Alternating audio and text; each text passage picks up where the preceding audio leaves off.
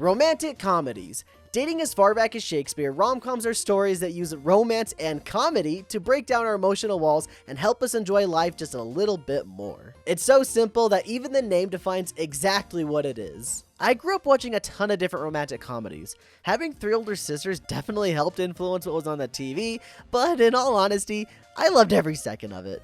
Rom-coms have really influenced the type of media that I've grown to love. Some things more rom and others more com. And I won't lie, while it was my sisters who got us to watch a lot of this stuff, you could still find me, my dad, and my brother watching The Notebook on a Sunday afternoon.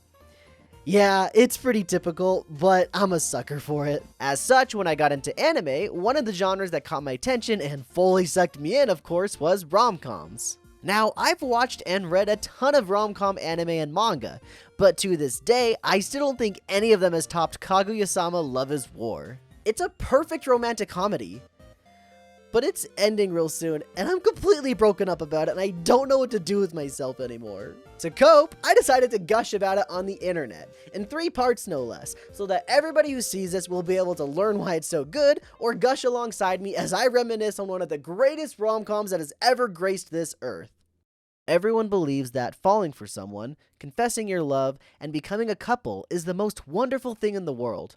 But they're wrong! In every couple, there is an imbalance of power. The exploiter and the exploited. The winner and the loser. If you want your dominance, you must not become the loser. Love is war. The one who confesses their love first is the loser.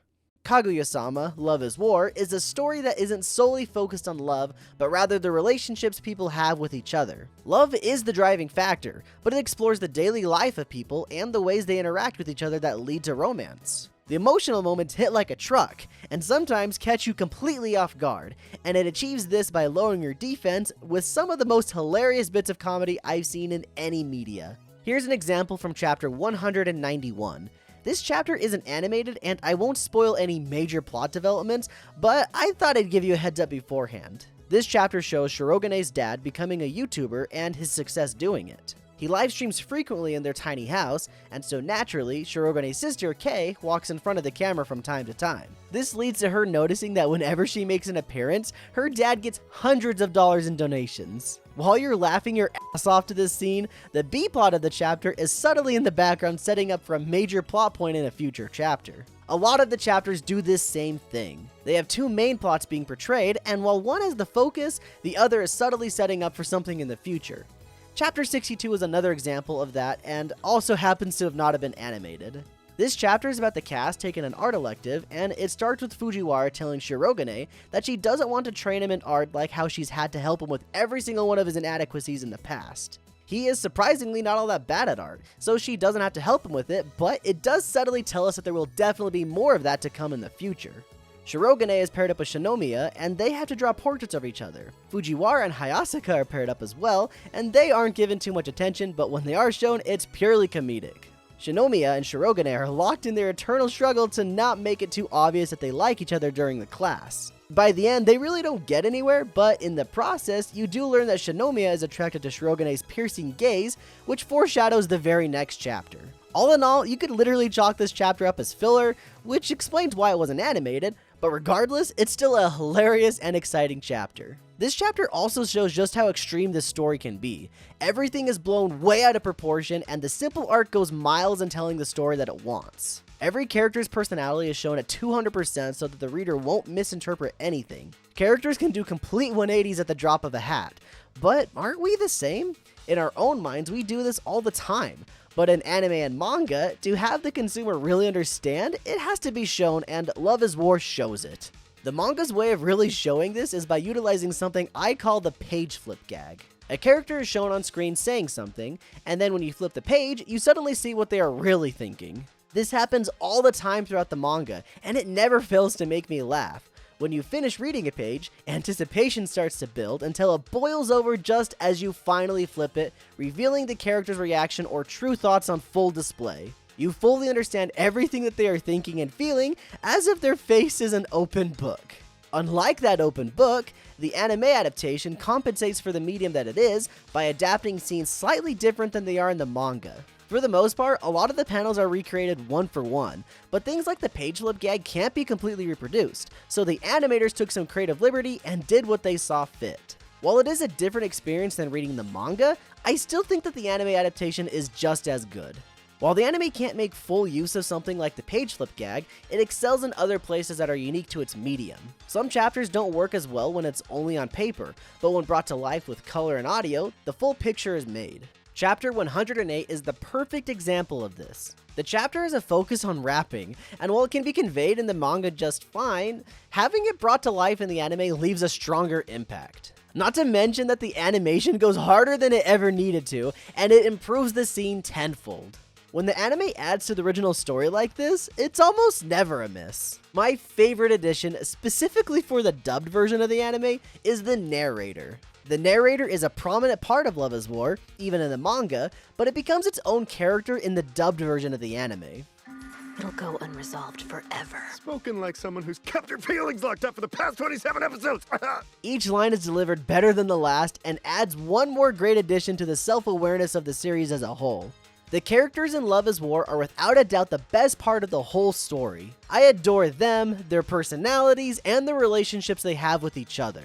I especially love the unique dynamic of having opposite sex relationships that are typically not seen in other stories. It's very refreshing, especially in a manga that has love as the centerpiece, to have whole chapters dedicated to relationships between boys and girls that aren't sexual in nature.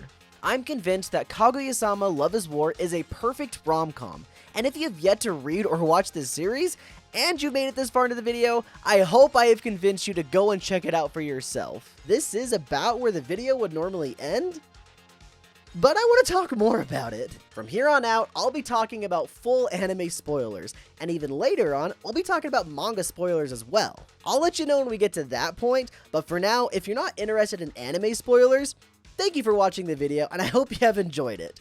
Anyway, let's move ahead into anime spoiler territory. Last call for anime spoilers. The ending of the anime shows Kaguya and Miyuki finally confessing their feelings, bringing a very fitting end to the anime. Ever since I'd started reading the manga, there wasn't a season 3 yet, and I figured that if there ever was, they'd end it with the cultural festival arc because that seems to be the simple trope for most rom-com anime. The two main characters finally get together after so much tug and pull right at the finale of the story. Luckily, the manga does not stop there. It keeps exploring the relationship after they become a couple, and I love it even more. I'll dive deeper into that subject when we get to the manga spoiler section. For now, let's just talk about the relationship up to the point of the two getting together.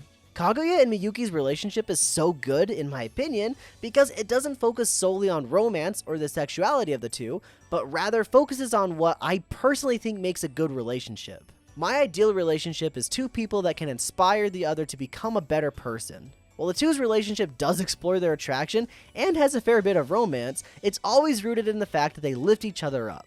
Before the two met, Kaguya was cold as ice, and Miyuki was a bit of a delinquent. When they initially crossed paths and slowly started to fall for each other, they worked towards being the type of person that they thought would be worthy of the other. This is even more explored in the manga just following the end of the anime, which I'm pretty sure the upcoming movie is supposed to cover, so I'm pretty excited about that. It's also incredibly interesting that the whole series is based on playing mind games and not being the first to confess, but in actuality, it's really about the two understanding what their feelings are and what they actually mean. Miyuki felt totally unworthy of Shinomiya, and so he did what he felt needed to be done to reach that height. Kaguya never understood what it meant to love someone, but slowly discovered how to care for people, and it all started with Shirogane. Over time, the two had built a strong relationship as friends to the point that in the moment when they would confess their feelings, they, especially Kaguya, became incredibly scared that if the other party were to reject them, their amazing friendship would be over. And that brings up another reason why I just adore Love is War. It's not afraid to show healthy and wholesome relationships between two individuals of the opposite sex. I feel that all too often in media that this sort of relationship is never displayed, and if it is, it almost always leads to the two falling in love rather than just being good friends. Kaguya and Miyuki, while still ending up together, have a great friendship, and they had it before they even got together. Chika and Miyuki have a more of a familiar relationship to the point that Chika could never see Miyuki as a love interest because she sees him more as a son. Kaguya and Ishigami have a similar familiar relationship, akin to an older sister and a younger brother. And I especially love Hayasaka and Shirogane's relationship. They tease each other all the time, and there's undoubtedly some sexual tension between the two, but regardless, they are still the best of friends. The cast of characters in any story has a huge impact on whether people keep watching or if they drop the series and move on to something else. Love is War makes full use of its characters to the point that they drive the plot forward rather than the plot pulling them along. They even act more realistic and human than some of the people I've met in my own life. Kaguya-Sama Love is War is really something special, and it only gets better from here. This is the point of no return. I will be going into full manga spoilers here on out, so if you haven't read the manga, which I highly recommend you do, you can check out now. You've been warned. I freaking love Ishigami and Ino's relationship. I'm a huge Ishimiko shipper, and it's partially due to the fact that one of my favorite games plays a huge role in them getting together. Apex Legends is a game that I would never have expected to see in a manga, especially a romance manga. Series creator Aka Akasaka loves the game, and that's probably why it's shown up a time or two. Side note, I also love how Aka is able to incorporate so many random pop culture things into the series. It really helps with the immersion. Apex is actually a good example of how Aka will introduce something early on, only for it to become an important piece of the story later. Ishigami can be seen playing the game, and later on, it makes another appearance around the time that Ino starts to realize her feelings for him. She decides that she wants to learn how to play it so that they'll have something in common. But it goes so much deeper than that surface level, and if you hadn't played Apex during a specific meta, you'd never catch how much thought Ino put into her romance game. As an offhand comment in a chapter, you see that the group talking about Apex are going to be playing Revenant, Octane, and Crypto. These three were a pretty popular team composition around the time that this chapter came out, and we know that Ishigami solely plays Crypto, so Ino specifically learned to play a character that would work well with his. Damn, Love is War. Another simple thing introduced earlier that becomes relevant later on is Kaguya's moon pendant that Miyuki gave to her for her birthday. It's special because of its specific length, letting you count exact seconds. This becomes important during the war arc to save Kaguya when she needs to know exactly when Hayasaka would cause a diversion. The moon pendant is also symbolic of the tale of the bamboo cutter, which this Kaguya-Sama Love is War is loosely based on. Early in the series, during chapter 56, the tale of the bamboo cutter is referenced, and Shirogane tells Kaguya that he would have never stopped trying to get Princess Kaguya back from the moon. Aka delivered on that promise, and while some think that a lot of it was iffy on the writing, I was okay with it for the simple fact that Miyuki really did what he said he'd do. He saved Kaguya and brought her back from the moon. I really love this story, and believe me, there is so much more I could talk about. I do have the notes for it, but this video's gone on long enough, so we're gonna stop now. I will leave you with one final thought about our protagonist, Kaguya. The whole story revolves around Kaguya becoming a better person, as well as the people around her that help her to change. And that change is perfectly shown off with Volume 1 of the manga and Volume 23 of the manga. Thank you guys for watching this video. I hope you guys have enjoyed it as much as I have. This series is near and dear to my heart, and I hope if you haven't seen it before, that you give it a shot and just see what's so magical about it. Thank you for all of the support. If you really did like it, leave a like on the video, comment what your favorite part of the manga is, and subscribe to the channel for more videos like this. Check out our Patreon where you can get even more content, as well as support us even more for only $1. Thanks again for watching, and as always, keep it rad.